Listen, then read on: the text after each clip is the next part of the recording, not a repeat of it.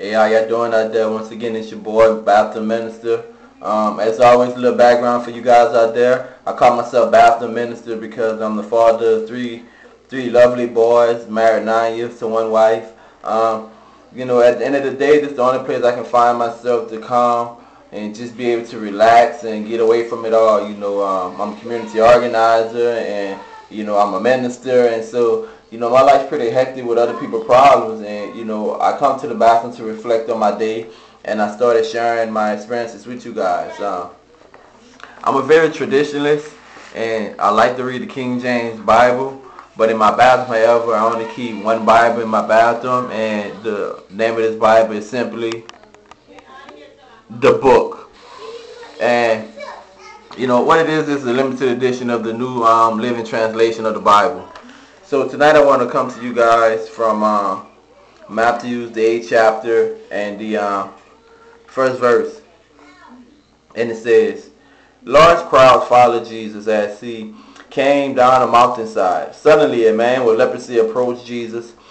He knelt before him, worshiping. Lord, the man said, if you want, you can make me well again. And Jesus touched him. I want to, he said, be healed.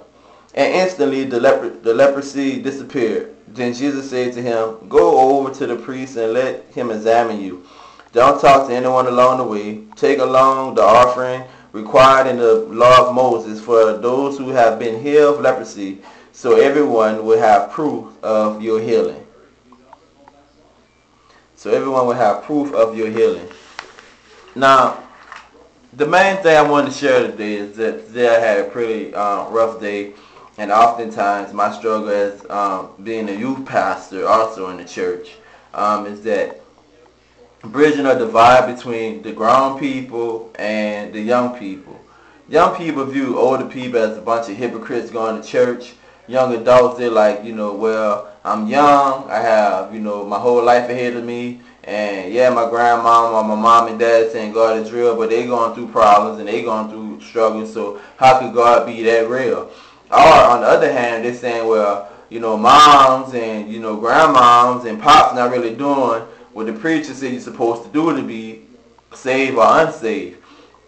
And then there was the radical young people in the church that when they have a personal relationship with Christ, and it's not about their mom or their dads or their grandmas, when they have, sort of that road to Damascus experience and they know that God is real, and they come fresh out the streets and they don't want to be with the hypocrites and do the church as old type of mentality, and, what the new word is, their religious mentality. But the reason why I point this out is that, yes, it's true we have to have our own self-identity and that everyone that saved, they are saved or not saved. But the example we should take from this is that Jesus, who was not traditional in his efforts of ministering and chose to go outside of the walls of at the time, the church, the synagogues, he chose to go outside the walls of the temple and minister to people in masses and multitude, but however, he still had respect for the traditions.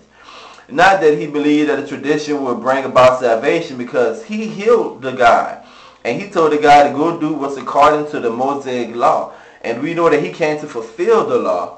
But we as young ministers and we as young people, we have to realize that we can have our self-identity and work the miracles in the Lord that's required of us without being offensive to the traditional people.